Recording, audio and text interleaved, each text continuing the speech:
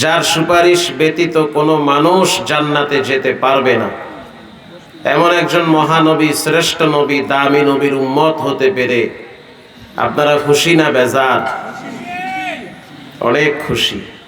যদি খুশি হয়ে থাকেন তাহলে সকলেই পড়ি সাল্লাল্লাহু আলাইহি ওয়াসাল্লামের উপর।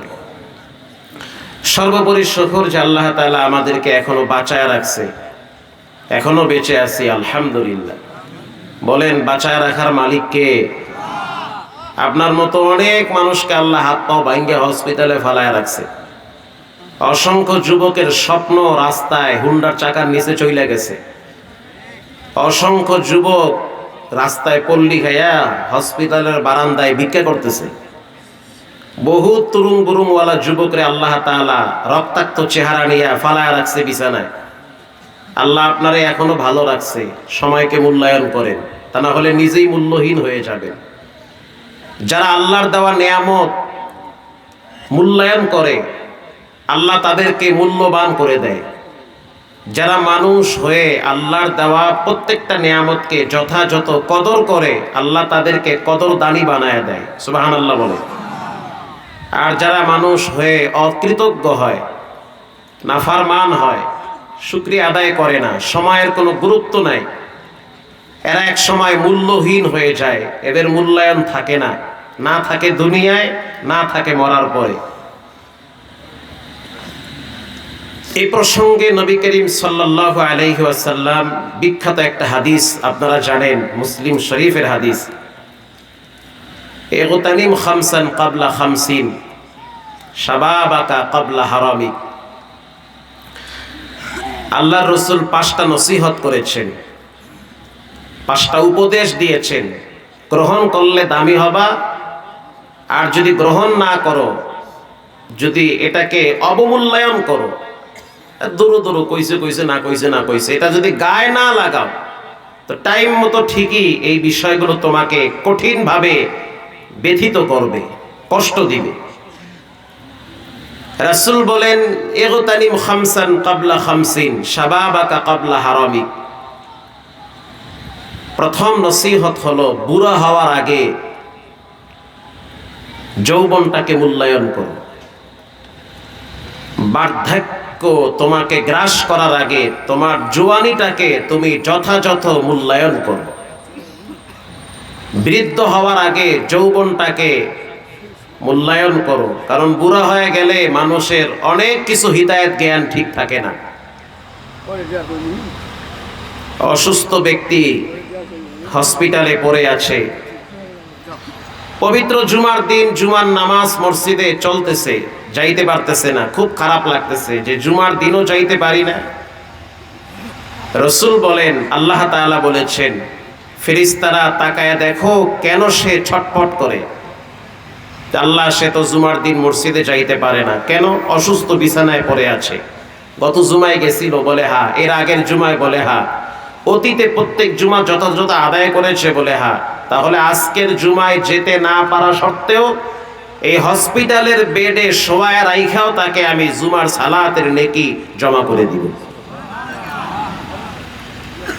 নামাজিওয়ালা মানুষ এতদিন মসজিদে যেতে পেরেছে, এখন যাইতে পারে না, কেন? বার্ধক্য তাকে কঠিনভাবে গ্রাস করেছে, বুড়া হয়ে গেছে, বিছানার থেকে উঠতে পারে না। আল্লাহ বলেন, ফেরেশতারা যখন যৌবন ছিল তখন কি টাইম মতো নামাজ পড়ছে? বলে হ্যাঁ পড়ছে। এখন মসজিদে কেন যাইতে পারে না? বলে বুড়া হয়ে গেছে, হাত পা ঢিলা হয়ে গেছে, চামড়া দুর্বল হয়ে গেছে, হাঁটতে পারে না। আল্লাহ তাআলা বলে, ফেরেশতারা লেখা দাও মসজিদে যাওয়ার নেকি ঘরে শোয়া আমি দান করব। শাবাবাকা ক্বাবলা হারামিক। বুড়া হওয়ার আগে যৌবনটাকে মূল্যায়ন করা, কারণ বৃদ্ধ সিংহ দুর্বল হয়ে যায়। যেই সিংহের গর্জনে জঙ্গলার বাঘ ভাল্লুকরাও ভয় পায়, এই সিংহ যখন বুড়া হয়ে যায় তখন দেখবেন বান্দরে আইসাও তার লেজ ধরে টানে, কারণ সে বুড়া হয়ে গেছে। এরপরে রাসূল বলেন, শাবাবাকা ক্বাবলা হারামিক ওয়া সিহহাতাকা ক্বাবলা সুকমিক। অসুস্থ হওয়ার আগে সুস্থ থাকাটাকে মূল্যায়ন করো। অসুস্থ হয়ে গেলে তখন চাইলেও তুমি আল্লাহর হুকুমগুলো আদায় করতে পারবা না। এখন শক্তি আছে, পায়ের গোড়া গিরা ঠিক আছে, টাইম মতো নামাজ পড়ো। যদি না পড়ো হঠাৎ দেখবা আজরাইল পাও ভাঙ্গিয়া বিছানায় শোয়ায় রাখবে, চিল্লাইলে কানলেও মসজিদে আর যাইতে পারবা না। কথা ঠিক না ব্যাঠি? সময় থাকতে সুস্থ থাকাটাকে নেয়ামত মনে করো। অসুস্থ হয়ে গেলে টের পাবা রাত দিন কত কষ্টে কাটে।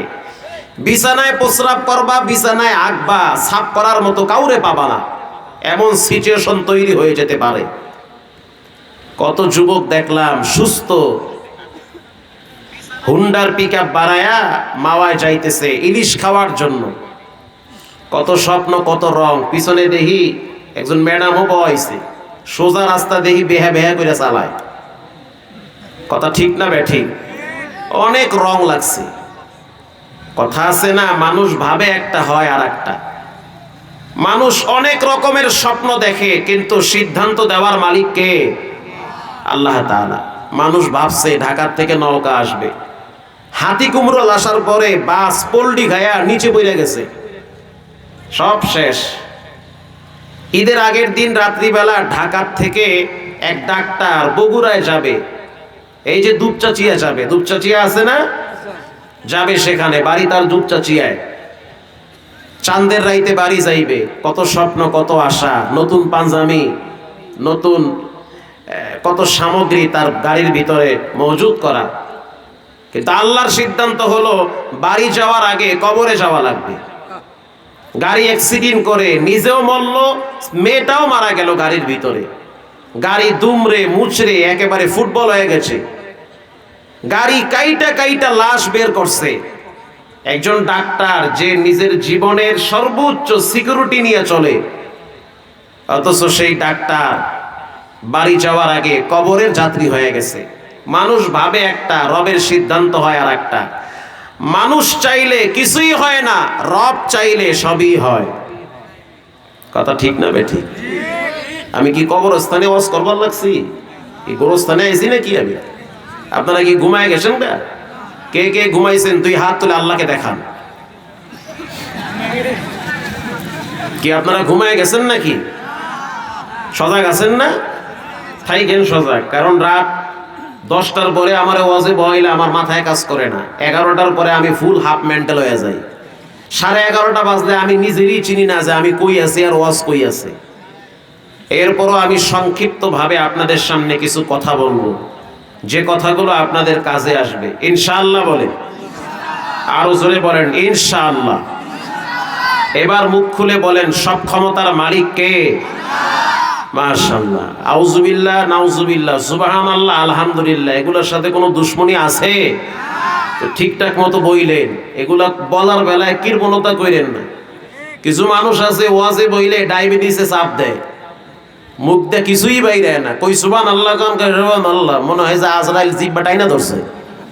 আবার এই মানুষগুলাই দেখবেন বেনামাজি নেতার পিছনে 1 কাপ চা 2টা বিড়ির জন্য মারকানি আর রাস্তায় গাই মারে। কি চাচা ঠিক না বেঠিক? চাচাই কইছো ঠিক কথা, আসলেই ঠিক। এটা কইলো ঠিক, না কইলো ঠিক কথা। এটা এখন এমন একটা যুগ পার করতেছি, কি ওয়াজ মাহফিল, ওয়াজের অর্ধেক শ্রোতা এশারের নামাজ না পইরাই বয়া থায়। কথা কর না কা? আবার পাক্কা নিয়ত করছে ফজর পড়ুম না, তবারক নিয়েই বাড়ি যাবো। তবারক খাইয়া বিড়ি একটা ধরাইয়া ঠান্ডা মাথায় ঘুম দিবে, একেবারে 11টায় উঠবে। এই হলো বয়ান। আবার কিছু শ্রোতা আছে চিন্তা করে দেখি বক্তায় টান্ডা মারে কি, টান হোনার আশায় বয়া থাকে। আধা ঘন্টা, 1 ঘন্টা, 1.5 ঘন্টা অষ্ট শুই না, যাওয়ার সময় কয় সেই বয়ান। এক টানে মান্দা ফেরিঘাট, আর এক টানে দুপচাচিয়া। ওরে টান, সুবহানাল্লাহ, আড়াই লাইছে সব দেখি। এ টান টন হই না, যাওয়ার সময় কয় টুপি খোল, বিড়ি আর একটা ধরা। কথা ঠিক না বেঠিক? এই তো ওয়াজ, এই বয়ান। তা আপনারা গ্রামের মানুষ, আমি গ্রামের ভাষায়, একেবারেই মাটির ভাষায় ওয়াজ করুন, কারণ আমি আপনাদের ভাষা বুঝি। আমার ভাষাও আপনারা বুঝেন। আমি নওগাঁয় অনেক আসি, ঈদের পর না হইল 7 জায়গায় আইছি নওগাঁয়। এই মান্দা ফেরিঘাটের ওই পারে 2 বার আইছি এই কয়েকদিন আগে। তো নওগাঁয় আমি অনেক আসি। কেন আসি? আপনারা আমার ভাষা বুঝেন, আমিও আপনাদের ভাষা বুঝি। আপনারা উত্তরবঙ্গের মানুষ, আপনাদের মন মানসিকতা একটু হইলেও ভালো। যত পেঁচ গোস সব হইলো আমগো নোয়া খাইলার বরিশাল্লাগো ভিতরে। কি চাচা যে আইসা দিছে দিয়ে কেড়ে কথা কি ঠিক না বে ঠিক? হ্যাঁ ঠিক কথা। এটা ফ্রেশ মন নিয়ে চলবেন, জমিনকে আল্লাহ তাআলা ফসলের জন্য আরো উপযুক্ত করে দিবে। ভালো দিল নিয়ে চলবেন, দেখবেন আগের চাইতে গাছে আম বেশি হবে। ফ্রেশ মন নিয়ে চলবেন, দেখবেন যেখানে হাত দিবেন জায়গা স্বর্ণ হয়ে যাবে। আল্লাহু আকবার বলেন। আর মনের ভিতরে যদি কৃপণতা রাখেন, হিংসা রাখেন, অহংকার রাখেন, যদ্দূর ভালো আছেন হেদ্দূরও থাকতে পারবেন না। আল্লাহ তাআলা আপনাদের সকলকে শেষ পর্যন্ত থাকার তৌফিক দান করেন। একটু মুখ খুলে বলেন আমিন। আরো জোরে বলেন আমিন। ওয়া ফারাগাকা ক্বাবলা শুগুমি, রাসূল বলেন তোমরা অবসর সময়টাকে মূল্যায়ন কইরো। এমন ব্যস্ত হবা যে জুতা পায়ে দেওয়ার টাইম পাবা না। জি, এটা রাসূলের কথা। অবসর সময়টারে কাজে লাগাও। মাঝে মাঝে এত ব্যস্ত হবা খাওয়ার সময় পাবা না, এত ব্যস্ত হবা ঘুমাবার টাইম পাবা না, এত ব্যস্ত হবা যে তুমি কই আছো আর তোমার ফ্যামিলি কই আছে এটা ভাবারও সময় থাকবে না। এত ব্যস্ত হবা। ফারাগাকা ক্বাবলা শুগলি, রাসূল বলেন ব্যস্ততা আসার পূর্বে অবসর সময়টারে মূল্যায়ন কইরো। এখনকার যুগের ম্যাক্সিমাম তরুণ তরুণী যুবক যুবতীদের সময় কাটে, অবসর সময় কাটে পাবজি, ফ্রি ফায়ার আর টিকটকে। মোবাইলে এরা মাশাআল্লাহ অনেকেই দেখি মোবাইলে জুয়াও খেলে। এই ঝামেলা আপনাদের এই নওগাঁয় নাই? আছে? অভাব নাই। মনে রাখবেন বাবারা, যুবক ভাইয়েরা, যারা আল্লাহর দেওয়া সময়কে অবমূল্যায়ন করে, যারা মোবাইলের নেশায় নিজের গুরুত্বপূর্ণ সময়টাকে অনার্থক নষ্ট করে, যারা পাবজি, ফ্রি ফায়ার, টিকটক, ইউটিউবের আসক্তে গুরুত্বপূর্ণ সময়টাকে নষ্ট করে, একটা টাইমে অনেকের ভিক্ষা করে খাওয়া লাগতে পারে। জি, কোন ঘাটের পানি কই যায় কেউ বলতে পারে না। গত 1 বছর আগের ধনীকেও দেখছি, এখন দেখি নদীর পারে মশারি টানাইয়া হইয়া রইছে, এসি রুমে থাকার জায়গা হয় নাই। তো কোন ঘাটের পানি কই যাবে এটা জানেন কে? সময় থাকতে সময়ের মূল্যায়ন কইরেন। আল্লাহ বাঁচাইছে, আমগো আমলে মোবাইল টোবাইলের গজব ছিল না। লেখাপড়া যদ্দূর করছি চললে ফিরে খাইতে পারি, কিন্তু ভয় লাগতেছে বর্তমান তরুণ তরুণী ইয়ং জেনারেশনদেরকে নিয়ে। এমএ পাশের সার্টিফিকেট নিয়ে ঘরে চাকরি হয় না। চাকরি যে হয় না কি করবে? টেনশনের ঠেলায় বিড়ি খায় আর মোবাইল টেপে। কথা কন না খা। বাদাম বিক্রি করেন, ডিম বিক্রি করেন, হরেন লাগান, মাইকের কাজকাম করেন, ভালো একটা পেশায় নিয়োজিত করেন। আর যদি কিছু নাও পারেন কমপক্ষে মাস্ক লাগাইয়া হইল রিক্সা চালাইয়া উপার্জন করেন। তারপরেও আর একজনের পকেটের দিকে অবহিতভাবে তাকানো যাবে না। আর মুরব্বীদের সময় তো কাটে তাহাজ্জুদে আর জিকিরে। আলহামদুলিল্লাহ। আহা কি আলহামদুলিল্লাহ। আমি মাগরিবের পর থেকে এশা পর্যন্ত কম হইল 5টা চায়ের দোকান খুঁজছি, একটু বয়া চা খাবো, কিন্তু সুযোগ আর হয় নাই। যেই দোকানে ঢুকি সেই দোকানে গিয়ে দেখি অনেক আল্লাহর ওলিরা মোরাকাবায় আছে, সিট নাই। মোরাকাবায় থাকলে সিট পাওয়া যায়? পরে দেখি চা, বিড়ি আর টিভি নিয়ে মোরাকাবায় আছে। এক হাতে চা আর এক হাতে বিড়ি আর টিভি। ও আল্লাহ, ছবি কি? বাসর ঘরে ছবি চলে। সুবহানাল্লাহ। আউযুবিল্লাহ না নাউযুবিল্লাহ? আর কিছু একটা কইেন। এই তো সময়, মানুষের বয়স হয়ে গেছে, অর্ধেক কবরে গেছে। উচিত এশারের পর থেকে কমপক্ষে আধা ঘন্টা আল্লাহর কোরআনের তেলাওয়াত করা। ঘরে গেলে তো ঘুম হবে না। মাগরিবের পর থেকে এশা পর্যন্ত কোন শয়তানে আপনার লঙ্গি ধরে টাইনা চায়ের দোকানে টিভির সামনে বসাইছে? আপনার উচিত ছিল মাগরিবের পরে 10টা মিনিট কোরআন থেকে সূরা ওয়াকিয়া তেলাওয়াত করা, কিন্তু নসিব এত খারাপ, কপালটা এত পচে গেছে গা যে ঘন্টার পর ঘন্টা চায়ের দোকানে টিভি বিড়ি আর আরেকজনের সমালোচনা নিয়ে ব্যস্ত থাকে। এটা আপনাকে নওগাঁয় নাই, আমগো কুয়াকাটায় আছে।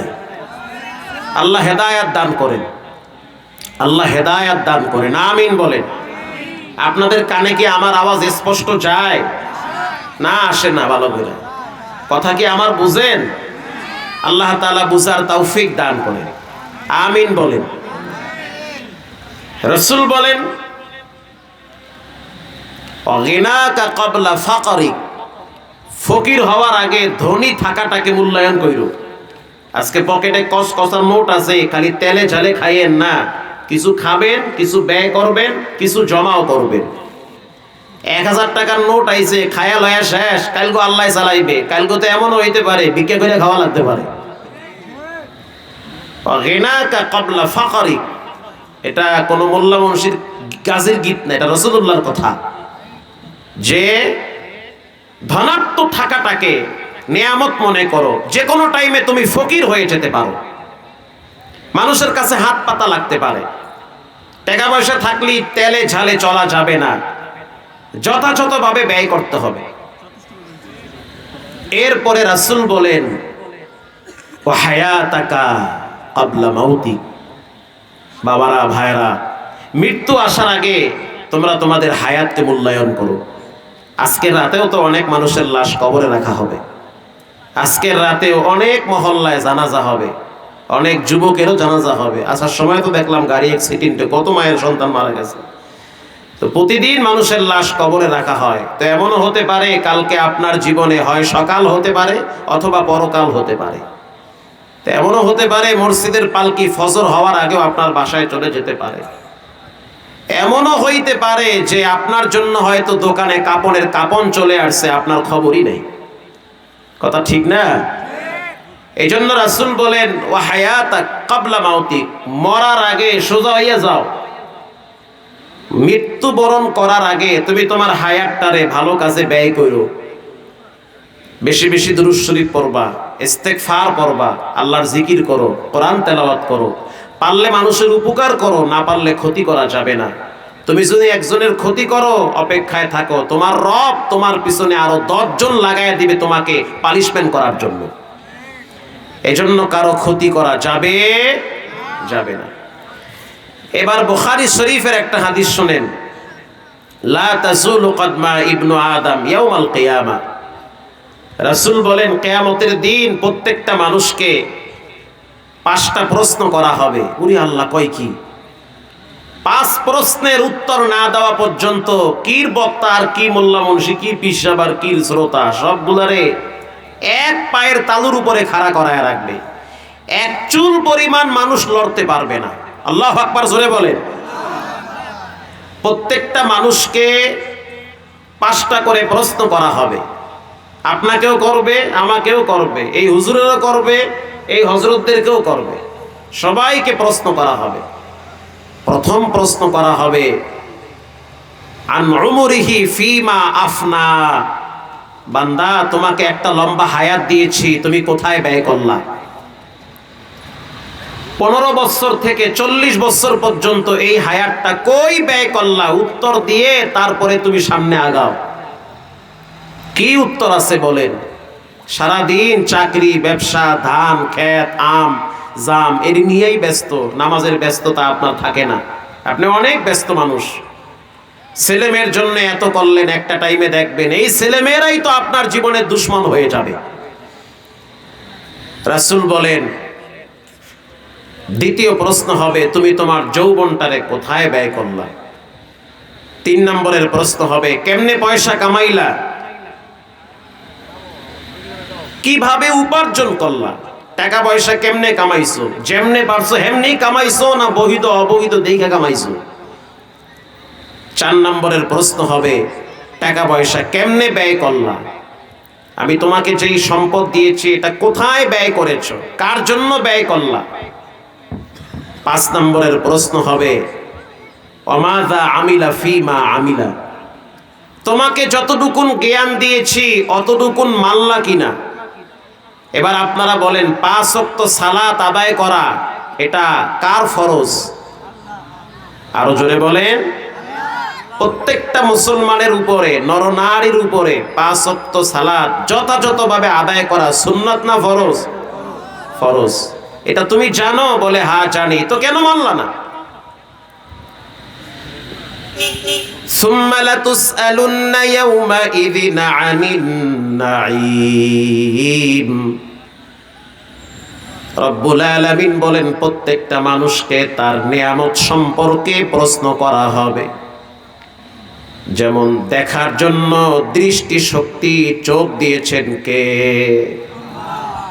আল্লাহ পাক বলেন যে এই যে চোখ দিলাম, তোমাকে প্রশ্ন করা হবে যে চোখ দিয়ে তুমি কি দেখলা। প্রশ্ন করা হবে কান দিয়েছি কি শুনলাম। প্রশ্ন করা হবে জিহ্বা দিয়েছি, জিহ্বা লড়ায় লড়ায় তুমি কি পড়েছো। প্রশ্ন করা হবে 3 বেলা খাবার খাওয়াইছি, এজন্য তুমি আল্লাহর পক্ষ থেকে কি শুকর আদায় করলা। হযরত ওমর রাদিয়াল্লাহু তাআলা আনহু হাদিসের কিতাবে আসছে 3 দিন না খাইয়া 2টা খেজুর তার সামনে রাখা হইছে। 3 দিন না খাওয়ার পর 2টা খেজুর আর 1 গ্লাস পানি যখন হযরত ওমরের সামনে আনা হয়, হযরত ওমর 2টা খেজুর খাইলো, পানি পান করলো। আল্লাহর হাবিব বলল, ওমর শুনে নাও, এই 2টা খেজুর আর পানি সম্পর্কে রব্বুল আলামিন বিচারের ময়দানেও প্রশ্ন করবে। তোমাকে খেজুর দিলাম, পানি পান করাইলাম, এজন্য তুমি কোন নিয়ামতের শুকরিয়া আদায় করলা। আল্লাহু আকবার। তোমারে যে খেজুর খাওয়াইছি, পানি খাওয়াইছি, এর জন্য তুমি, এর বিনিময়ে তুমি আল্লাহর কি প্রশংসা করলা। প্রিয় ভাইয়েরা আমার, এজন্য রব্বুল আলামিন কোরআনের ভিন্ন আয়াতে বলেন, কুল ইন্না সালাতি ওয়া নুসুকি ওয়া মাহইয়ায়া ওয়া মামাতি লিল্লাহ।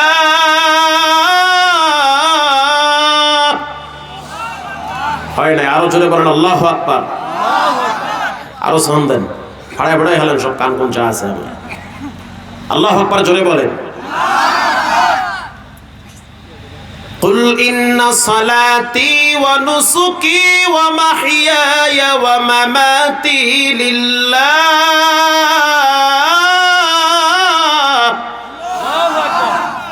আল্লাহ পাক বলেন, রাসূল আপনি জানায় দেন, আপনি নিজেও বলেন, কুল ইন্না সালাত, আমার নামাজ, আমার কুরবানি, আমার নামাজ, আমার কুরবানি, আমার বেঁচে থাকা, আমার মরে যাওয়া দুনিয়ার কারো জন্য হবে না, একজনের জন্য ওয়াকফ করা লাগবে। চিৎকার মেরে বলেন, তিনি হলেন কে? আল্লাহর জন্য নামাজ, আল্লাহর জন্য কুরবানি, আল্লাহর জন্য বাঁচা, আল্লাহর জন্য মরা। নেতা নেত্রীর জন্য রক্ত দেওয়া যাবে না। ঠিক না বে ঠিক? মুখ খুলে বোবার মতো বলেন, ঠিক না বে ঠিক? নেতা নেত্রীর জন্য রক্ত দেওয়া যাবে না। রক্ত আল্লাহর দেওয়া নিয়ামত। এই যে রক্ত খায়া লয়া যে লাল বানাইছেন, এটা কে দিছে? কার রক্ত কারে দেন? কোন মেয়ের প্রেমে পাগল হয়ে গলায় দড়ি দিয়ে রক্ত দেওয়া যাবে না। কোন মেয়ের প্রেমে পাগল হয়ে হাত কাইটা রক্ত বের করা যাবে না। ওরে কপাল পোড়া জানোয়ার, সাবধান, কার রক্ত কারে দাও। কোন সভ্য ভদ্র যুবক কোন মেয়ের জন্য রক্ত দিতে পারে না। রক্ত দিয়েছে আল্লাহ, আল্লাহর রক্ত কারে দাও। কারো জন্য কারো জীবন থেমে থাকে না। যে তোমাকে চায় না তাকে তোমার জীবনের কোনো প্রয়োজন নাই। আর ভালোবাসা যদি উতলায় ওঠে, ডাইরেক্ট সাহস নিয়ে মেয়ের বাবারে প্রস্তাব দাও যে আমি তোমার মেয়েরে বিয়ে করব। এইটা না পাইরা সিফায় সাফায় ফাঁকে ফোকে ঘোরো, এটা কোন ধরনের অভ্যাস? এটা তো কাপুরুষের পরিচয়। আমার কথা হলো, মেয়েদের পিছনে তুমি তোমার গুরুত্বপূর্ণ সময় কেন নষ্ট করবা? যোগ্যতা অর্জন করো, টাকা পয়সা কামাই করো, ক্যারেক্টার ভালো করো। আবার বলি, যোগ্যতা অর্জন করো, টাকা পয়সা কামাই করো, ক্যারেক্টারকে সুন্দর করো। তোমার আদর্শ থেকে যেন মদিনাওয়ালার ঘ্রাণ আসে। তুমি রাস্তা দিয়ে হাঁটলে যেন মানুষ বলে সুদর্শন, উত্তম আখলাকের যুবক। ওর চরিত্রের ভিতরে কোনো ব্যাড ক্যারেক্টার নাই, চরিত্র ভালো, আদর্শ ভালো, রক্ত ভালো, ব্যবহারও ভালো। যোগ্যতা অর্জন করো, তোমার মেয়ে খোঁজা লাগবে না, মেয়ের বাড়িতে গিয়া তোমার খোঁজা লাগবে না। তোমার ব্যবহার আর আদর্শ আর যোগ্যতা দেখে হাজারো মেয়ের বাবারা তোমারে খুঁজবে। জি, সবাই এখন পজিশন দেখে, লাইন মারবে তোমার লাগে, আর টাইম মতো বিয়ে বইবে টাহাওয়ালার লাগে।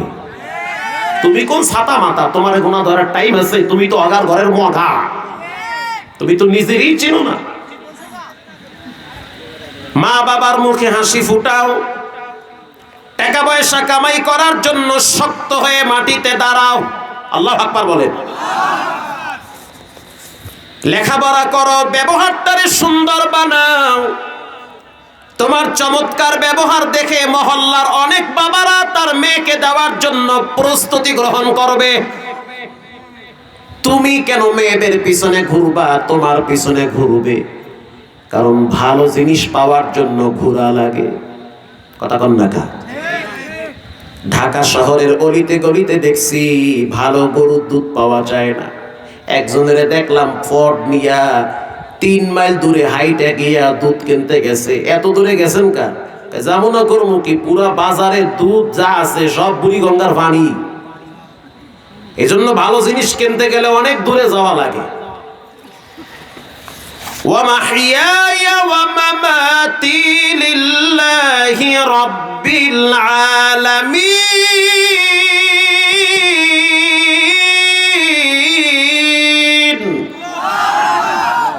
এই আওয়াজে আবার ওয়াজ যাবে সব তোর মুজুইয়া।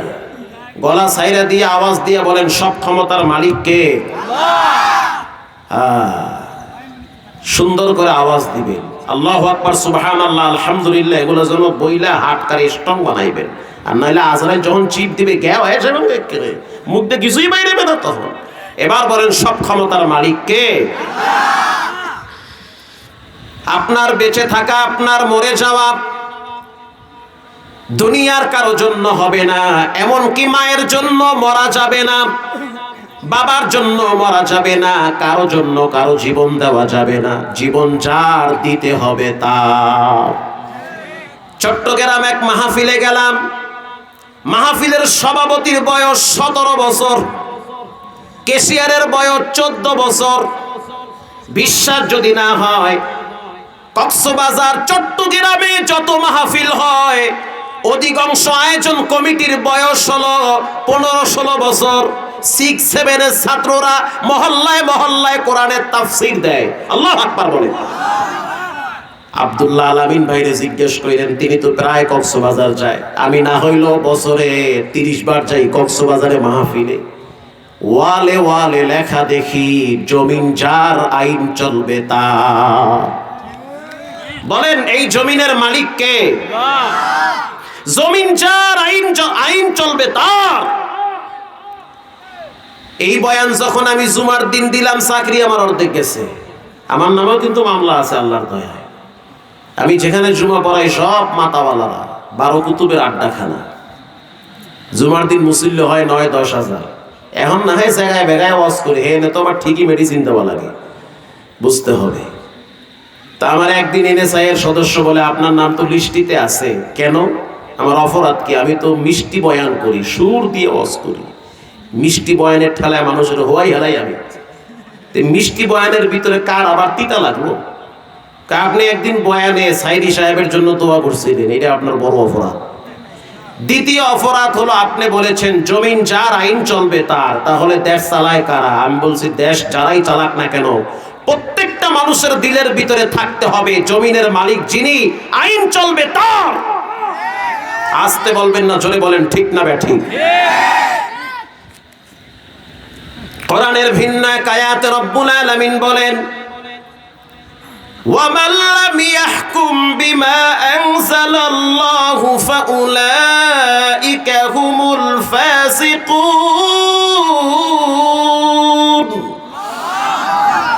আল্লাহর দেওয়া কোরআন অনুযায়ী যারা দেশ চালায় না, রাষ্ট্র চালায় না, বঙ্গভবন চালায় না, সচিবালয় চালায় না, তারা ফাসিক। আল্লাহর দেওয়া বিধান অনুযায়ী তারা দেশ চালায় না, ইসলাম তারে পরিপূর্ণভাবে দেশে কায়েমের জন্য চেষ্টা করে না, আল্লাহ বলেন তারা মানুষ না, তারা হলো জালেম। প্রিয় ভাইয়েরা আমার, এজন্য আমরা চাই এই দেশের ভিতরে কোরআনের শাসন প্রতিষ্ঠিত হোক। চাই কি চাই না? এজন্য আমাদেরকে চেষ্টা করতে হবে ইনশাআল্লাহ। বলেন ওয়া মাহইয়ায়া ওয়া মামাতি লিল্লাহ, আমার বেঁচে থাকা মরে যাওয়া একজনের জন্য হবে, রব্বিল আলামিন, যিনি সর্বময় ক্ষমতার মালিক, তিনি হলেন কে? প্রিয় যুবক ভাইয়েরা আমার, বানরের মতো ঘেনর ঘেনর করে মরার চাইতে সিংহের মতো চিৎকার মেরে হকের পক্ষে আওয়াজ দিয়ে জালিমের সামনে রক্ত দেওয়া হাজার গুণ ভালো। শিয়ালের মতো 300 বছর বাঁচার চাইতে সিংহের মতো একদিন গর্জন দিয়া বাঁচা ভালো। এজন্য রব্বুল আলামিন কোরআনে বলেছেন, তোমাদের কি হলো? ওয়ামা লাকুম লা তুকাতিলুনা ফি সাবিলিল্লাহ ওয়াল মুস্তাদআফিন, তোমাদের কি হইল? তোমরা কেন আল্লাহর রাস্তায় জিহাদ করো না? আল্লাহর রাস্তায় কেন সংগ্রাম করো না?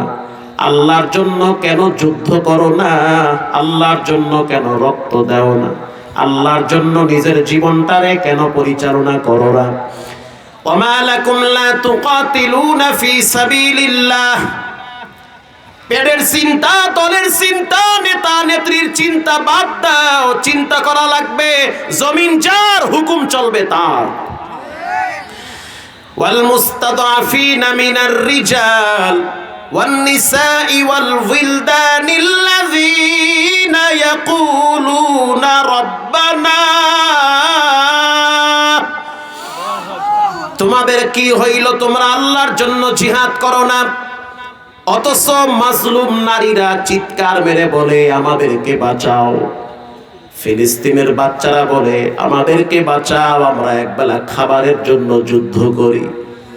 দুর্বল পুরুষগুলা বলে আমাদের হাতে অস্ত্র নাই, খাইতে গেল বোম মারে, ঘুমাইতে গেল গুলি করে, রাত দিন একাকার হয়ে গেছি।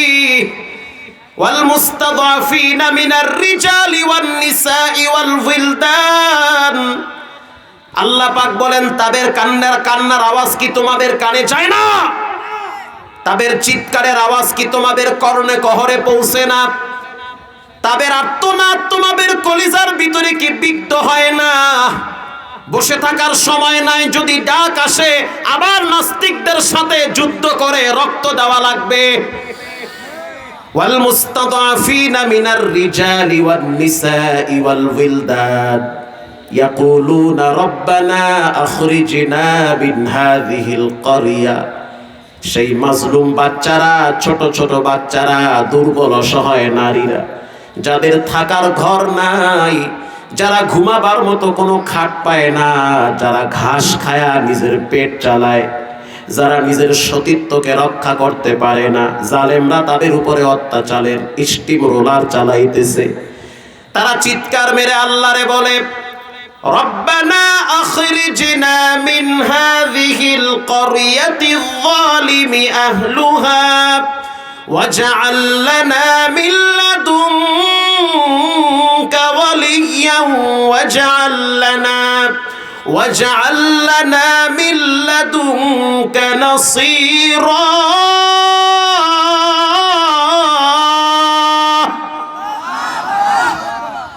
চিৎকার মেরে তারা বলে রব্বুল আলামিন, আপনি আমাদের জন্য একজন সাহায্যকারী পাঠান।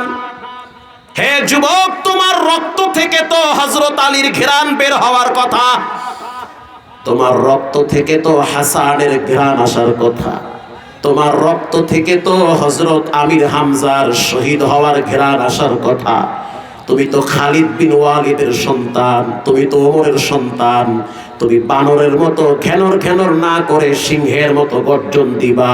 আল্লাহর জমিনের দিকে যদি কোনো নাস্তিকরা চোখ রাঙ্গায়া তাকায়, পরিষ্কার জানায় দাও, কোরআনের বিরুদ্ধে, ইসলামের বিরুদ্ধে, রাসূলের বিরুদ্ধে যদি কেউ কোনো বাজে কথা বলে, সেই যেই দলের লোক হোক না কেন, জিহ্বা টেনে ছিঁড়ে ফেলতে হবে। রব্বানা আখরিজনা মিন হাযিহিল ক্বরিয়াতিজ যালিমি আহলুহা।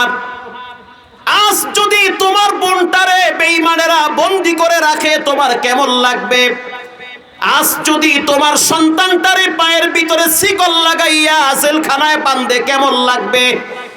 আজ যদি তোমার ঘরের উপরে বোম পড়ে, তোমার কেমন লাগবে? সারা পৃথিবীর মুসলমান হলো একটা বডির মতো, কাজাসাদিন ওয়াহিদ। পৃথিবীর যে কোনো প্রান্তে কোনো মুসলমান যদি আক্রান্ত হয়, ব্যথা পায়, গুলিবিদ্ধ হয়, তুমি কেন সেই ব্যথায় ব্যথিত হও না? যদি না হও তাহলে তুমি এখনো মুসলমান হতে পারো নাই। কারণ রাসূল বলেছেন, সারা দেহের যতগুলো অঙ্গ আছে, কাটা দিয়ে খোঁচা মারলে মাথায় লাগে, হাতে বিদ্ধ হইলে আর এক হাতে টের পায়। সারা পৃথিবীর মুসলমান হলো একটা দেহের মতো।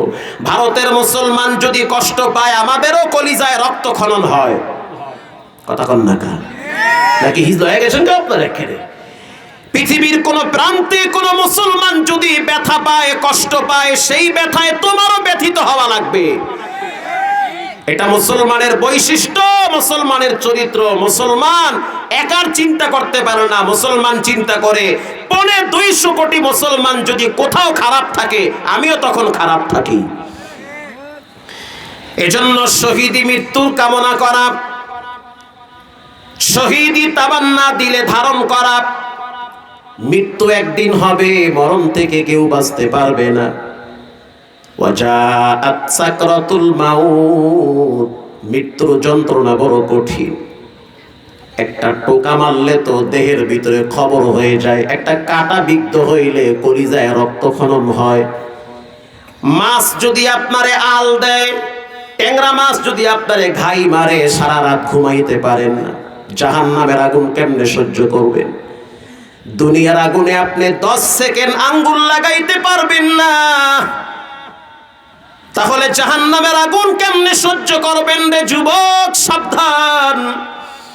আল্লাহ রাব্বুল আলামিন বলেন, যারা নাফরমান হয়ে কবরে যায়, যারা আল্লাহর সাথে দুশমনি করে কবরে যায়, আল্লাহর অকৃতজ্ঞ হয়ে যারা কবরে যায়, তাদের শাস্তি কেমন হবে? তাদের শাস্তি হবে এমন ভাবে, কুল্লামা নাফিজাত জুলুদুহুম বাদদালনাহুম জুলুদান গায়রাহা লিয়াযুকুল আযাব। আল্লাহ পাক জাহান্নামের আগুনে যখন তাকে ছেড়ে দিবে, নামাজ পড়ছো, করি নাই, হালাল খাইছো, খাই নাই, তো করছো কি? যাও জাহান্নামে যাও। মোটা শিকল দিয়ে যখন পায়ে বাঁধা হবে, সুম্মা ফি সিলসিলাতিন যারউহা 70, আল্লাহু আকবার বলেন। 70 হাত শিকল নিয়ে যখন পায়ের ভিতরে বাইধা দিবে, এরপরে যখন জাহান্নামে ফালাবে, জাহান্নামের আগুন যখন তার চামড়ায় লাগবে, আল্লাহ পাক বলেন, চামড়ায় লাগার সাথে সাথে চামড়াটা খইসা পড়ে যাবে। কুল্লামা নাফিজাত জুলুদুহুম বাদদালনাহুম জুলুদান গায়রাহা লিয়াযুকুল আযাব। চামড়া যখন খইসা পইরা যাবে, সে চিৎকার মারবে, রব্বুল আলামিন আমারে বাঁচাও। আল্লাহ পাক বলবে, না ফরমান, তোর সাথে কোনো কথা নাই। তখন সে চিৎকার মেরে বলবে, সন্তানেরা আমারে বাঁচাও। সন্তানরা বলবে, তোমার চিন্তা তুমি করো, আমি আছি আমাদেরকে নিয়ে ব্যস্ত। তখন সে চিন্তা করবে, হালাকা আন্নি সুলতানিয়া, দুনিয়ায় তো আমার বড় ক্ষমতা ছিল, আমার সেই ক্ষমতা কোথায়? তখন সে বলবে, হালাকা আন্নি সুলতানিয়া, ক্ষমতাও তো কোনো কাজে আসলো না। জাহান্নামের আগুনে পুরাইতে পুরাইতে চামড়া উঠবে, আবার লাগবে, আবার উঠবে, আবার লাগবে, আবার উঠবে, আবার লাগবে। জ্বলতে জ্বলতে জ্বলতে জ্বলতে সে বলবে, আল্লাহ আপনি আমারে মরণ দেন। আল্লাহু আকবার বলেন। আল্লাহ আমারে মৃত্যু দেন, আমি মৃত্যু কামনা করি। রব্বুল আলামিন বলেন ফাআলহামাহা ফুজুরাহা ওয়া তাকওয়াহা, ভালো মন্দ বুঝার মতো জ্ঞান দিয়েছি, কেন ভালো কাজে তোমার জ্ঞানটা ব্যয় করো নাই? এখন তুমি মরবাও না, বাঁচবাও না, তোমার শাস্তি এভাবে চলতে থাকবে। এবার কিছুক্ষণ পর সে চিৎকার মেরে বলবে আমারে পানি দাও। রব্বুল আলামিন বলবে ফেরেশতারা, নাফরমান রে, দুনিয়াতে আমি অনেক পানি পান করাইছি,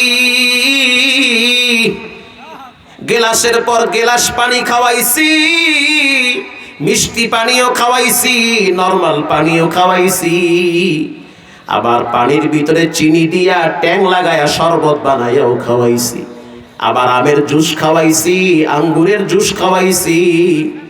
গরমের দিন যখন অস্থির হয়ে যেত তখন রং বিরঙ্গের মিষ্টি ফল খাওয়াইয়া বান্দার কলিজাটা ঠান্ডা বানাইছি।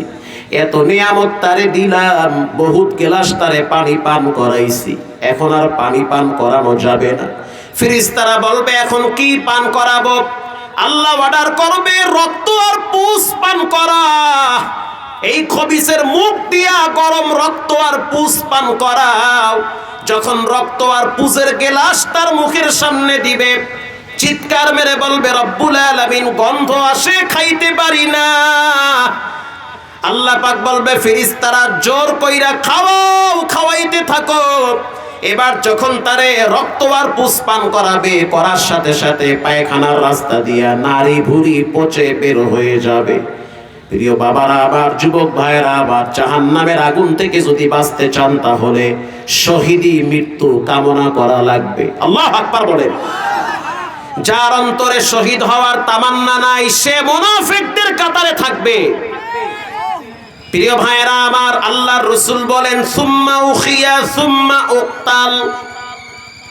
আল্লাহ যদি আমারে জীবন দেয়, আবার যদি আমাকে শহীদ করা হয়, আবার যদি আমারে মরণ দেয়, আবার যদি শহীদ করা হয়, তারপরেও আমি আল্লাহর জন্য মরতে চাই, শহীদ হইতে চাই। কারণ যাকে শহীদ করা হয়, শহীদদের জান এমন ভাবে বের করা হয়, পায়ের ভিতরে যদি মশায় কামড় দেয় যেই পরিমাণ ব্যথা পাওয়া যায়, এর চেয়ে অল্প ব্যথায় শহীদের জান বের করা হয়। সুবহানাল্লাহ বলে। আপনাদের কি কষ্ট হইতেছে নাকি? প্রিয় ভাইয়েরা আমার, এবার শহীদদের ব্যাপারে আল্লাহ কোরআনে কি বলেন শুনেন। ওয়ালা তাহসাবান্নাল্লাযীনা কুতিলু ফী সাবিলিল্লাহি আমওয়াত বাল আহইয়াউন ইনদা রাব্বিহিম ইউরযাকুন।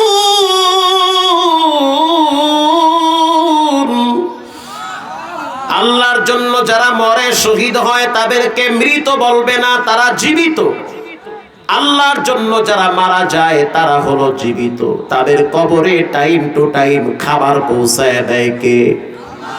এবার আসেন বুখারী শরীফের হাদিস। রাসূল বলেন যারা শহীদ হয় তাদেরকে 6টা ফজিলত দেওয়া হয়, 6টা মর্যাদা দেওয়া হয়।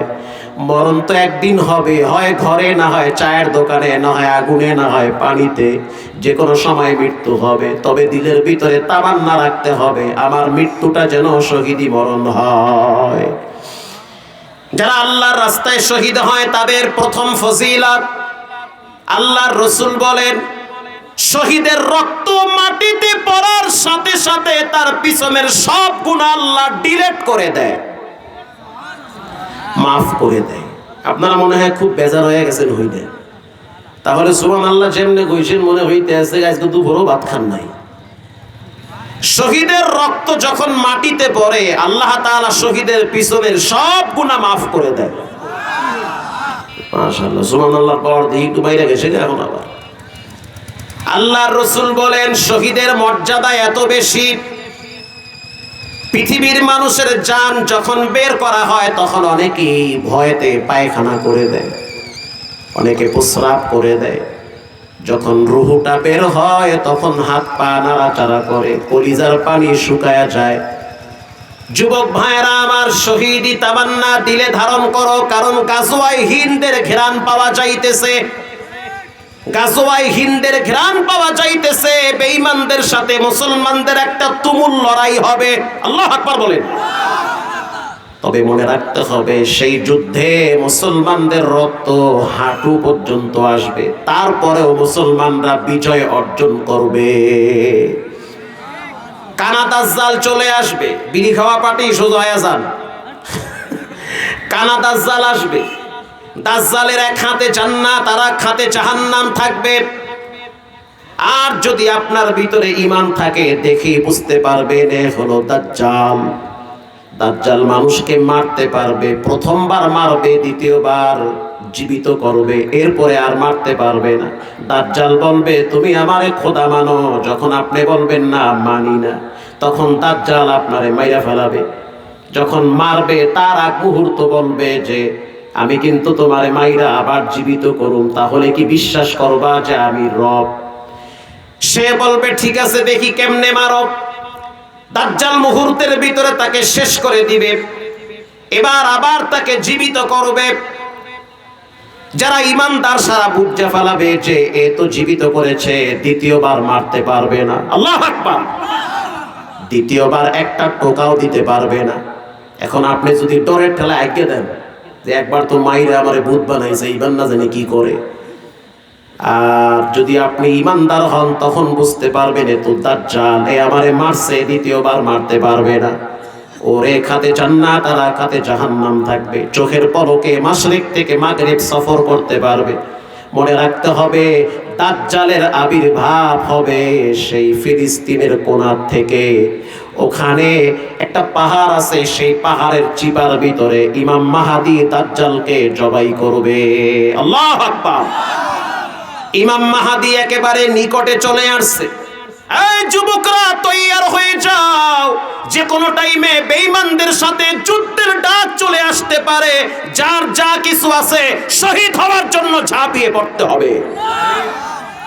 প্রিয় ভাইয়েরা আমার, আল্লাহর রাস্তায় যারা শহীদ হয় তাদের দ্বিতীয় মর্যাদা, বুখারীর হাদিস, রাসূল বলেছেন আল্লাহর রাস্তায় যারা মরে তাদের দ্বিতীয় মর্যাদা হলো রব্বুল আলামিন তাদের জানটারে এমন ভাবে বের করবে তার যেন কষ্ট না হয়।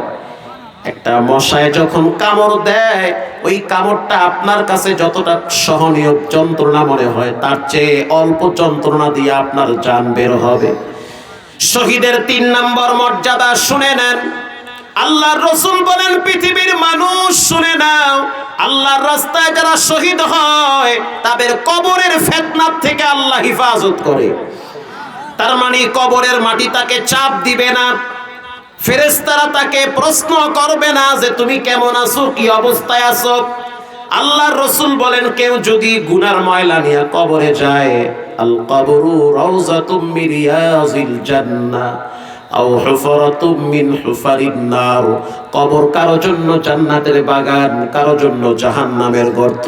শুধু তাই না, হাদিস শরীফে আসছে রাসূলুল্লাহ 2টা হাত উঁচা করে দেখাইছে, ও কবর পথের যাত্রীরা শুনে নাও, মরা তো লাগবে।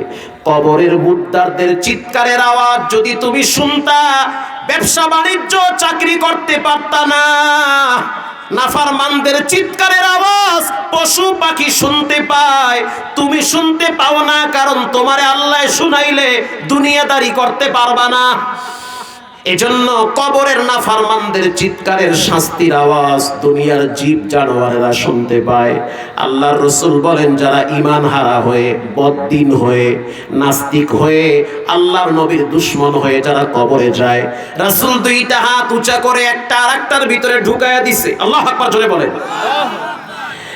স্পষ্ট হাদিস, রাসূলুল্লাহ 2টা হাত উঁচা কইরা ঢুকায়া দিছে আর বলতে আছে মুআজ ইবনে জাবাল, এই যে 2টা হাত একটা আরেকটার ভিতরে প্রবেশ করালাম, ঠিক তেমনি ভাবে যারা নাফরমান হয়ে কবরে যাবে, 2 পাশের মাটি এমন জোরে চাপ দিবে, 2 পাশের পাঁজরের হাড্ডি ভেঙে একটা আরেকটার ভিতরে প্রবেশ করবে। নাউজুবিল্লাহ বলেন। আল্লাহর রাসূল বলেন কেউ যদি শহীদ হয়, কেউ যদি শহীদ হয়ে যায়, তাহলে রব্বুল আলামিন তার কবরটারে নূরে আলোকিত করে দিবে। কবরের আযাব থেকে সে নিরাপদ থাকবে। আল্লাহর রাসূল বলেন কিয়ামতের দিন শহীদ পুরা হাসরের ময়দান পরিষ্কার দেখতে পাবে। হাসরের ময়দানে তার ভিতরে কোনো ভীতি থাকবে না, কোনো ভয় থাকবে না। আল্লাহর রাসূল বলেন যারা শহীদ হয় বিচারের ময়দানে তারা হাসতে হাসতে হিসাব ছাড়া আল্লাহর জান্নাতে যাবে। 6 নম্বরে যারা শহীদ হয় রব্বুল আলামিন তাদেরকে জান্নাতের স্পেশাল 72টা হুর তার সাথে বিবাহের বন্ধনে আবদ্ধ করবে। এবার বুখারী শরীফের একটা ঘটনা শুনেন, কষ্ট হয় আপনাদের? চমৎকার ঘটনা বুখারীতে আসছে। আল্লাহর হাবিবের একজন যুবক সাহাবী যার বাড়ি হলো মদিনার থেকে প্রায় 3 কিলোমিটার দূরে। সে মাঝে মাঝে মদিনায় আসতো। মদিনায় আসার পরে রাসূলুল্লাহর মুখে কোরআনের অমীয় বাণী শুনে তার দিল নরম হয়ে যেত আর বলতো ইসলাম এত সুন্দর। আল্লাহর রাসূল বলল যে গোসল ফরজ হইলে তাকে গোসল করা লাগবে, আবার নামাজের আগে তারে উযু করা লাগবে, পবিত্রতা অর্জন করতে হবে। সেই যুবক বলল এত সুন্দর ইসলামের দৃশ্যগুলো আমার তো খুব ভালো লাগতেছে। ঘটনাক্রমে একদিন তিনি রাসূলুল্লাহর কাছে আইসা কালেমা পড়ে ঈমান এনে মুসলমান হয়ে গেছে। সুবহানাল্লাহ বলেন। এর নাম হলো আব্দুল উজ্জা। চলে গেল বাড়িতে। বাড়িতে যাওয়ার পর একা একা গোপনে গোপনে ইসলাম পালন করে দিন মানে। ঘটনাক্রমে একদিন মা রাত্রিবেলা তাকায় দেখলো সন্তানের জানলা খোলা। জানলা খোলা দেখা ফাঁক দিয়া তাকায় দেখলো সন্তানটা সিজদায় পড়ে কাঁদতেছে। মা দরজায় নক করলো, দরজা খুলে দিল। সন্তান তাকায় দেখছে চোখের পানি বায়া বায়া সন্তানের পরে। মা প্রশ্ন করলো সন্তান মা ইবুকি কাইয়া শাবাব, কি হয়েছে যুবক তুমি কেন কাঁদো? সন্তান বলল মা আমি কাঁদি না, অতীতের গুনাহের জন্য আমি কান্না করি। জীবনে কত পাপ করছি, জীবনে কত অপরাধ আমি গোপনে গোপনে করেছি, এজন্য রবের দরবারে আমি কাঁদতেছি। মা বলতেছে সন্তান তুমি কি ধর্ম ত্যাগ করছো? বলে হ্যাঁ। কোন ধর্ম গ্রহণ করলা? বলে আমি ইসলাম গ্রহণ করেছি। আল্লাহু আকবার বলেন। এবার তার মা বলতে আছে সন্তান যদি তোমার চাচায় জানে তাহলে কিন্তু পরিণাম ভয়াবহ হবে।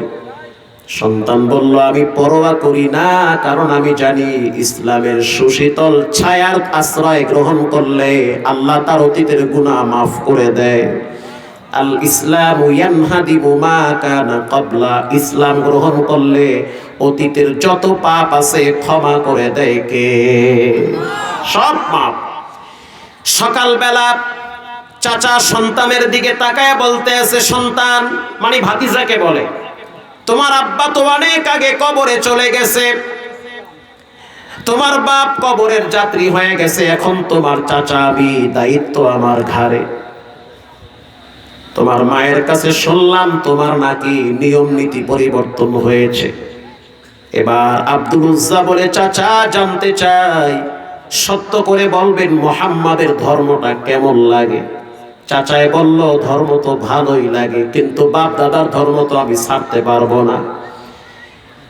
মান ইউদ্লিলিল্লাহু ফাহুয়াল মুহতাদ ওয়া মান ইউদ্লিল ফালান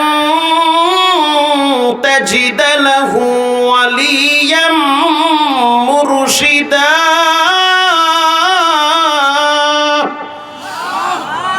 বলেন হেদায়েতের মালিক কে? কাউরে যদি আল্লাহ হেদায়েত থেকে দূরে সরায়া দেয় তার কাছে ভালো জিনিস ভাল লাগবে না, খারাপটাই ভাল লাগবে। এবার চাচা বলল ধর্ম ইসলাম ভালো, কিন্তু আমি এটা গ্রহণ করতে পারবো না, তুমিও পারবা না। যুবক বলতে আছে চাচা যত কষ্ট হোক আমি ইসলাম গ্রহণ করছি, এটাকে ছাড়তে পারবো না। চাচা বলতে আছে সন্তান তাহলে স্পষ্ট মনে রাখবা, দুনিয়ার যেই পরিমাণ শাস্তি তোমার পাওয়া দরকার সেটাও তোমাকে পেতে হবে। প্রথম কথা হলো সম্পদ থেকে তোমাকে বঞ্চিত করা হবে। কি আমি কি দোয়া করে দিব নাকি? কষ্ট হয় নাকি আপনাদের? এই তো আর 10 মিনিট। প্রিয় ভাইয়েরা আমার, সম্পদ থেকে বঞ্চিত করব। সন্তান বলল না পরোয়া করি না। এবার চাচা আবার বলতে আছে ভাতিজা শুনে নাও, শুধু সম্পদ থেকে বঞ্চিত করব তা নয়, তোমাকে আমি বিবস্ত্র করে ঘর থেকে তাড়ায় দিব। ভাতিজা বলতে আছে, চাচা আপনি যা ইচ্ছা করতে পারেন, আমি পরোয়া করি না। আমি এমন এক সত্যের সন্ধান পেয়েছি যেটা আমার জীবনে সবচেয়ে কল্যাণ বয়ে আনবে। এবার তার আপন মা বলতে আছে, সন্তান তুমি ঘর থেকে বেরিয়ে যাও, তোমার চাচা কিন্তু শক্ত দিলের মানুষ, তোমার উপরে অত্যাচার করবে। সন্তান বলতে আছে, মা অত্যাচার যত করুক তারপরও আমি ঘর ছাড়বো না। এবার চাচা বলতে আছে, তাহলে তুমি রেডি হয়ে যাও। দুইটা খেজুরের ছড়া হাতে নিয়া বাইদা তারপরে আব্দুল উজ্জার পিঠে আঘাত শুরু করে দিয়েছে। যখন আঘাত শুরু করলো তখন দেহ থেকে তখন রক্ত বায়া বায়া পড়তেছি। এই রক্ত দেখা তার মার চোখের পানি বায়া বায়া পড়ে, কারণ মা তার কলিজার ভিতরে সন্তানের প্রতি রক্তের টান লাগছে। ভাতিজা যখন বলল, চাচা যা ইচ্ছা করেন, আমি তো দিন ছাড়তে পারি না, তখন তার মা বলতে আছে, বাবা তুমি ঘর থেকে বেরিয়ে যাও, তোমার চাচা কিন্তু শক্ত দিলের মানুষ, তোমার উপরে আরো জুলুমের স্টিম রোলার চালাবে। এবার যুবক যখন ঘর থেকে বেরিয়ে যাবে, চাচায় ডাক দিয়া বলতে আছে, ভাতিজা এই পোশাক নিয়ে যাইতে পারবা না, উলঙ্গ হইয়া এখান থেকে যেতে হবে, বিবস্ত্র করা হবে। চোখের সামনে যখন তাকে বিবস্ত্র করা হয়, আজকে ইসলাম আপনারা আমি সহজে পেয়েছি, কিন্তু ইসলামের গোড়ায় তো কোটি কোটি মুজাহিদরা রক্ত দিয়েছে, কোটি কোটি মুজাহিদরা রক্ত দিয়েছে, জীবন দিয়েছে। এরপরে আজকে এত সহজে আজকে আমরা ইসলাম পালন করতেছি। প্রিয় ভাইরা আমার, এবার যখন উলঙ্গ অবস্থায় ঘর থেকে বেরিয়ে যাচ্ছে, মা লজ্জায় পড়ে গেল, একটা কম্বল বাচ্চারে দিয়া বলতেছে, লজ্জায় স্থান থাকো। উলঙ্গ হইয়া ফজরের নামাজের টাইমে মদিনার রসুল, মদিনাতুর রসুল, আফতাবে নবুয়াত, দু জাহানের বাদশা, সাইয়্যিদুল কাউনাইন, সুলতানুল মদিনা, আপনার আমার প্রিয় নবী মুহাম্মদুর রাসূলুল্লাহ সাল্লাল্লাহু আলাইহি ওয়াসাল্লামের দরবারে উপস্থিত হইল। আল্লাহর হাবিব কেবল হুজরা খানার পর্দা খুইলা বের হয়েছে, তাকায়া দেখলো মসজিদের বারান্দায় বসে আছে এক যুবক, শরীরে কোনো কাপড় নাই, শুধুমাত্র লজ্জায় স্থান ঢাকা। আল্লাহর হাবিব বলতে আছে, কি ব্যাপার তোমার এই অবস্থা কেন? যুবক বলতে আছে, ইয়া নবী আল্লাহ, আপনার কাছে আসছি, ইসলাম কবুল করছি, যার কারণে আমার চাচায় আমারে উলঙ্গ বানাইছে। শুধু তাই না, আমার পিঠের দিকে তাকায়া দেখেন, খেজুরের ছড়া দিয়া মারতে মারতে আমার পিঠটারে ঝাঁঝরা বানায় ফেলাইছে। আল্লাহর হাবিব চলে গেল। ঘরের ভিতরে যাওয়ার পর আল্লাহর হাবিব একটা চাদর নিয়ে আসছে, চাদরটা আইনা দুইটা টুকরা কইরা তার হাতে তুলে দিয়া বলল, একটা দিয়া নিজের দেহ ঢাকবা, আর একটা দিয়া লজ্জায় স্থান ঢাকো। আল্লাহু আকবার। এরপর থেকে নাম দেওয়া হইল, তোমার নাম কি? বলে আব্দুল উজ্জা। এই নামটা ভালো না, এটা দেব দেবীর নাম, যাও আজ থেকে তোমার নাম হইল আব্দুল্লাহ। আজ থেকে তোমার নাম আব্দুল্লাহ, সাথে লকব দেওয়া হইল যুলবিজাদাইন, তার মানে দুই চাদরওয়ালা ব্যক্তি, চাদরের মালিক আপনার আমার প্রিয় নবী,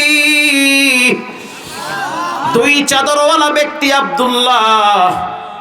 আল্লাহর হাবিব ফজরের নামাজের পরে হযরত ওমরকে ডেকে বলল, আজ থেকে তোমাদের সাথে আব্দুল্লাহ থাকবে, সে তোমাদের ভাই, তোমরা যেখানে থাকো সে সেখানে থাকবে, তোমরা সাহাবী সুফায় থাকো এই জায়গায় সে থাকবে, তোমরা যা খাও সে খাবে, কারণ তার মাও নাই বাবাও নাই, তার মতো অসহায় পৃথিবীতে কেউ নাই, আজ থেকে তোমাদের সাথে বসবাস করবে।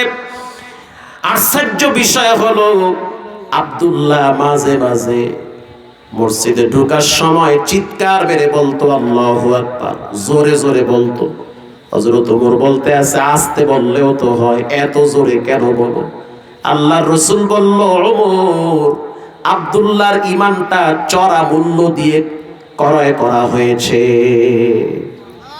আব্দুল্লাহর ইমানের মূল্য অনেক বেশি, আর আপনার আমার ইমানের মূল্য 500 টাকার নোট, 100 টাকার নোট। আব্দুল্লাহর ইমানের মূল্যর অনেক দাম, চড়া মূল্য দিয়ে ইমান ক্রয় করেছে। কারণ রব্বুল আলামিন কোরআনে বলেছেন, ইন্নাল্লাহা আশতারা মিনাল মুমিনিনা আনফুসাহুম ওয়া আমওয়ালাহুম বিআন্না লাহুমুল জান্নাহ ইউকাতিলুনা ফি সাবিলিল্লাহি ফায়াকতুলুনা ওয়া ইউকতালুন।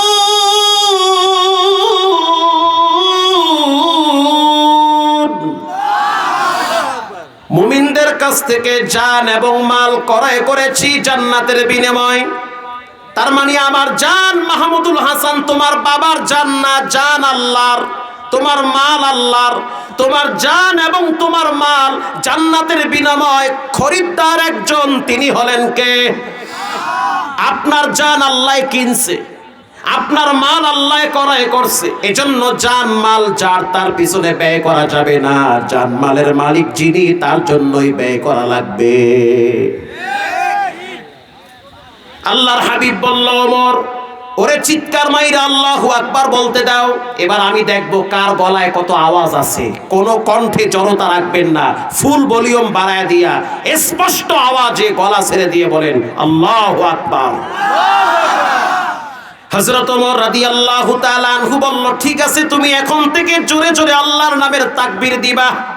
কারণ মুমিনদের তাকবীরের আওয়াজ শুনলে বেঈমানদের কলিজার ভিতরে কম্পন শুরু হয়।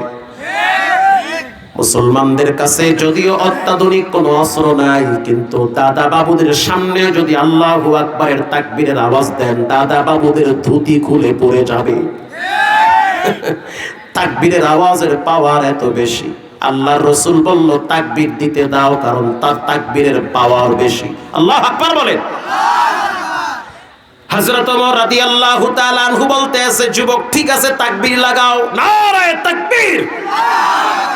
মানে বলিষ্ঠ কণ্ঠে যুবকের তাকবীরের আওয়াজ। ঘটনাক্রমে কিছুদিন পরে তবুকের ময়দানে যুদ্ধে যাওয়ার দামামা বেজে উঠছে। আল্লাহু আকবার বলেন। যুদ্ধে যাওয়ার জন্য কে কে তৈয়ার আছো, রেডি হয়ে যাও। 30,000 সাহাবীরা ঐক্যবদ্ধ হয়েছে, আমরা জীবনটারে আল্লাহর জন্য ওয়াকফ করে দিলাম। 30,000 মুজাহিদরা ঐক্যবদ্ধ গ্রহণ করেছে, তারা প্রতিজ্ঞাবদ্ধ হয়েছে, আমরা রোমানদের সাথে যুদ্ধ করব। আর এই যুদ্ধের সেনাপতি হলো মুহাম্মদুর রাসূলুল্লাহ সাল্লাল্লাহু আলাইহি ওয়াসাল্লাম। আল্লাহর হাবিব চাদর বিছায়া দিছে। আপনাদের কষ্ট হয়? এই 10 মিনিট আল্লাহর হাবিব চাদর বিছায়া দিছে। যার যা কিছু মনে চায় দান করো, কারণ রোমানদের সাথে যুদ্ধ হবে, ব্যয়বহুল খরচ আছে না নাই? মজার ঘটনা হলো, হযরত ওমরের টাকা পয়সা বেশি ছিল। হযরত ওমর রাদিয়াল্লাহু তাআলা আনহু অনেকগুলো সম্পদ রাসূলের সামনে নিয়ে আসছে। আর হযরত ওমরের সব সময় ঈর্ষা ছিল আবু বকরের সাথে, সব সময় কম্পিটিশন করত নেকের মাধ্যমে। আবু বকরকে ঠকানো লাগবে আমলের মাধ্যমে। আল্লাহু আকবার বলেন। কিন্তু আবু বকরের মর্যাদা এত বেশি, নবীর পরে যার মর্যাদা সবচেয়ে বেশি তিনি হলো হযরত আবু বকর। আল্লাহর হাবিব একদিন আকাশের দিকে তাকায় বলতে আছে, মুসলিমের হাদিস, আয়েশা রাদিয়াল্লাহু তাআলা আনহাকে বলে, আসমানের যতগুলা তারা ওমরের ততগুলা নেকি।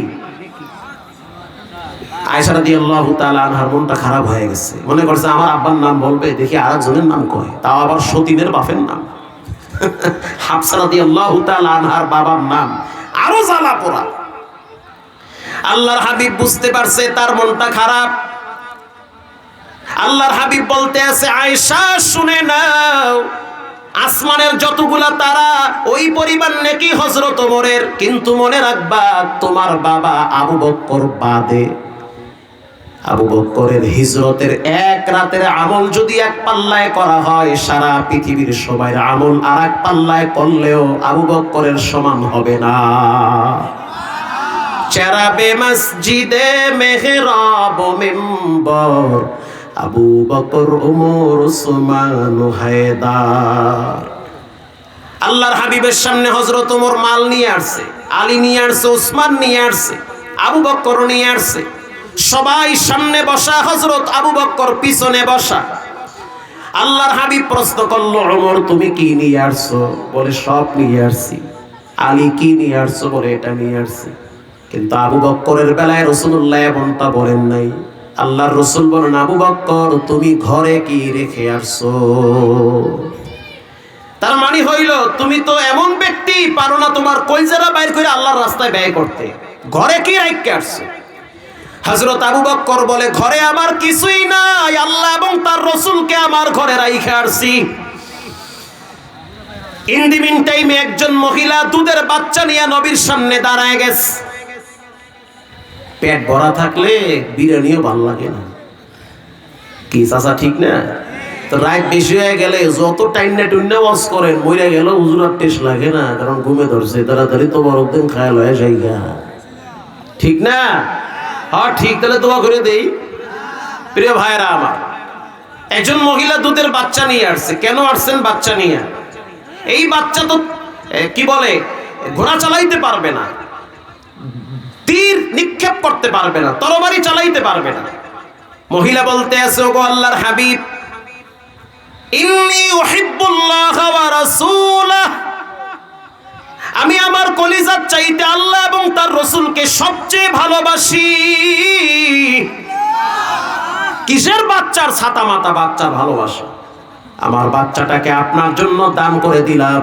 যুদ্ধের ময়দানে যখন আপনাকে টার্গেট করে বেঈমানেরা তীর মারবে, আমার বাচ্চাটাকে ঢাল হিসাবে সামনে পেতে দিবেন, আপনি যেন নিরাপদে থাকে। কেউ যদি তীর মারে বাচ্চার সামনে রাখবেন, তীর আইসা যেন বাচ্চার পেটের ভিতরে হেনতে চায়। আর এই যুগের বাপ বাচ্চারা নিয়ে বয়া বয়া ক্যারাম বোর্ড খেলায়, লুডো খেলায়, মা আর বাচ্চা দুইজনে কিরণমালা আর জি বাংলা নিয়ে রিমোট নিয়ে মারামারি করে। এটা কইল ঠিক না? কইল ঠিক? এটা ঠিক কথা। প্রিয় ভাইরা আমার, সাহাবায়ে কেরাম যুদ্ধের ময়দানে যাচ্ছে।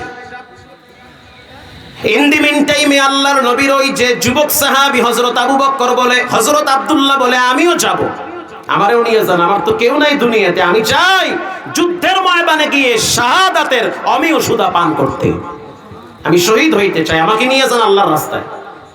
আল্লাহর হাবিব বলল, চলো তোমার যুদ্ধের ময়দানে নেওয়া হবে। কিছু দূর যাওয়ার পরে আল্লাহর হাবিবকে আব্দুল্লাহ বলতেছে, হুজুর আপনি একটু দোয়া করেন, আল্লাহ যেন আমাকে এই যুদ্ধের ময়দানে শহীদ করে, কারণ আমি জানি শহীদের রক্ত মাটিতে পড়ার আগে সব গুনাহ আল্লাহ মাফ করে দেয়। শহীদকে বিনা গোসলে কবর হয়, কিয়ামতের ময়দানে কেউ কাপড় নিয়ে দাঁড়াইতে পারবেন না। দাবারা সাবধান, ল্যাংড়া হইয়া খারাপ লাগবে। যারা শহীদ, আল্লাহর রাসূল বলেন, শহীদ যে অবস্থায় শহীদ হইছে ওই রক্ত মাখা কাপড় চোপড় নিয়ে কিয়ামতের ময়দানে দাঁড়িয়ে যাবে। সুবহানাল্লাহ। বাইতে গিয়ে বইয়ের গলা ধরে কই সুবহানাল্লাহ। শহীদ, আল্লাহর রাস্তায় যারা শহীদ হয় তারা রক্ত মাখা কাপড় নিয়ে বিচারের ময়দানে দাঁড়াবে, তাদের জখমকৃত স্থান থেকে রক্ত ফুলকি দিয়া বের হবে। এজন্য শহীদি তামান্না অন্তরে লালন করবেন ইনশাআল্লাহ বলেন। যুবক বলতে আছে, হুজুর দোয়া করেন আমি যেন শহীদ হই। আল্লাহর রাসূল কি করলো, গাছ থেকে একটা ছাল টান মারছে। ছাল চিনেন? ছাল, কিছু গাছের ছাল আছে এরকম পাইকে উঠে যায়, অর্ধেক ঝুইলা পড়ে ছাল আছে না? ছাল বুখারীতে আসছে, একটা ছাল পাইকে গেছে গা, ছাল উঠে বেক হয়ে গেছে গা। রাসূলুল্লাহ ছালটারে টান মারছে। তো আমার কথা কি আপনারা বুঝবার লাগছেন নাকি? না সব ভাষা বসা হলে হেলেছেন আপনারা? দেখি মাশাআল্লাহ, তাকবীরটা একটু ভলিউম বাড়ায় দিয়ে লাগান তো, নারায়ে তাকবীর। চাচা দেখি মানে ঠিকঠাক মতো গাই ভালো লাগছে। কিছু চাচারা আছে দেখি মার খানিয়া কুদুনি মারে, হেরিকেন কয়ে জাতা মারে জোরে, আর ও চাইলে দেখি হেতায় ঠান্ডা হয়ে যায়। তাকবীর জোরে দিতে হবে, নারায়ে তাকবীর। আল্লাহর হাবিব সামনে দাঁড়ায় গেছে। আব্দুল্লাহ দোয়া করেন যেন আল্লাহ আমাকে যুদ্ধের ময়দানে শহীদ করে। আল্লাহু আকবার বলেন।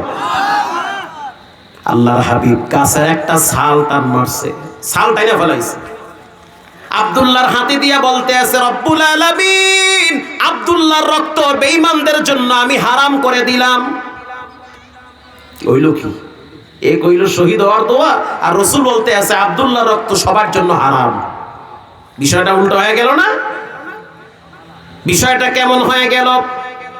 আব্দুল্লাহ বলতে আছে, রব্বুল আলামিন, আপনি আমাকে শহীদ করেন, রাসূল আপনি আমার জন্য দোয়া করেন। রাসূল দোয়া করল, রব্বুল আলামিন, আব্দুল্লাহর রক্ত সবার জন্য হারাম করেছি। কয়েকদিন কেটে গেল, যাওয়ার পরে আব্দুল্লাহ রাদিয়াল্লাহু তাআলা আনহু অসুস্থ হয়ে পড়ছে। হযরত আবু বকর নবীর সামনে দাঁড়ায় বলে, ইয়া রাসূলুল্লাহ, আব্দুল্লাহ তো অসুস্থ হয়ে গেছে। একটু পরে আয়েশা বলতে আছে, হুজুর আব্দুল্লাহ তো মারাই গেছে। আল্লাহর হাবিব বলতে আছে, আব্দুল্লাহরে গোসল করাও, কাপড়ের কাপড় লাগাও। আমি রাহমাতুল লিল আলামিন নিজে কবরে নাই, মা আব্দুল্লাহর লাশ কবরে রাখবো। আল্লাহর হাবিব নিজে কবরে নামলেন। ওমর আবু বকরকে বললেন, লাশটারে আমার কোলে দাও, তোমাদের ভাইকে আমাদের কোলে দাও। যখন বলল কোলে দাও, তখন সাহাবীরা আব্দুল্লাহর লাশটারে কোলে দিল। আল্লাহর হাবিব নিজে লাশটারে কবরে রাখছে। লাশ কবরে রাইখা আল্লাহর রাসূল বলতে আছে, রব্বিল আলামিন, রব্বে কারীম আল্লাহ, আব্দুল্লাহর উপরে আমি রাজি আছি, খুশি আছি, সন্তুষ্ট আছি। রব আপনিও সন্তুষ্ট হয়ে যান। সুবহানাল্লাহর ভলিউম বাড়ায়া দেন। এটা বলার সাথে সাথে হযরত ওমর চিৎকার মেরে বলতে আছে, যদি আব্দুল্লাহর জায়গায় আমি হইতাম, তাহলে আমি ওমরের জীবনটা আরো ধন্য হয়ে যেত।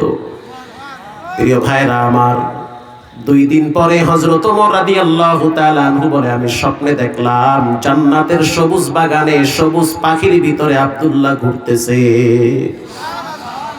এজন্য আল্লাহর রাস্তায় শহীদ হওয়ার দৃঢ় প্রতিজ্ঞাবদ্ধ হওয়া লাগবে। মা বাবার জন্য দোয়া করা লাগবে, ওস্তাদের সাথে ভালো ব্যবহার করা লাগবে। মা বাবার সাথে বেয়াদবি কইরা শহীদ হইলে কিন্তু বাটাম খাওয়া লাগবে। কথা কন না কা? আব্বা আম্মার সাথে বেয়াদবি কইরা শহীদ হইলে কিন্তু উল্টা অ্যাকশন শুরু হবে। রক্ত যদি দেওয়া লাগে, সেটাও কিন্তু আল্লাহর জন্য দেওয়া লাগবে। আল্লাহর রাসূল বলেন, আল্লাহর কাছে 3টা জিনিস প্রিয়। 1 নম্বরে আসসালাতু আলা ওয়াক্তিহা, টাইম মতো নামাজ পড়া। 2 নম্বরে বিররুল ওয়ালিদাইন, মা বাবার খেদমত করা। মা বাবা যদি কাফের হয়, তারপরও বাবা, বেয়াদবি করা যাবে না। সবাই যদি বলে তোমার মা খারাপ, তুমি বলবা আমার মা সবচেয়ে ভালো। সবাই যদি বলে তোমার আব্বা ডাকাত, তুমি বলবা আমার আব্বা মাথার তাজ, সম্মানের পাত্র। সবাই বলবে তোমার আব্বা আম্মা খারাপ, তুমি বলবা আমার আব্বা আম্মা হলো পৃথিবীর শ্রেষ্ঠ মা বাবা। অতএব মা বাবার সাথে খারাপ ব্যবহার করা যাবে না। 3 নম্বরে আল জিহাদু ফি সাবিলিল্লাহ, আল্লাহর রাস্তায় জিহাদ করা হলো আল্লাহর রাস্তায় সবচেয়ে উত্তম ইবাদত। এখানে এমন মায়ের সন্তান আছেন, নিজের হাতে নিজের মায়ের কবরে রাখছেন, নিজের আব্বারে কবরে রাখছেন। এই পুরা প্যান্ডেলের ভিতরে এমন কোন মায়ের সন্তান আছেন যে আজ থেকে পাক্কা নিয়ত করবেন, জীবনে কোনোদিন নামাজ ছাড়বো না, হারাম খাবো না, আব্বা আম্মার সাথে বেয়াদবি করবো না। দিলটা যদি ভালো থাকে, তওবার নিয়াইতে 2টা হাত আল্লাহকে দেখায়া দাও। নারায়ে তাকবীর।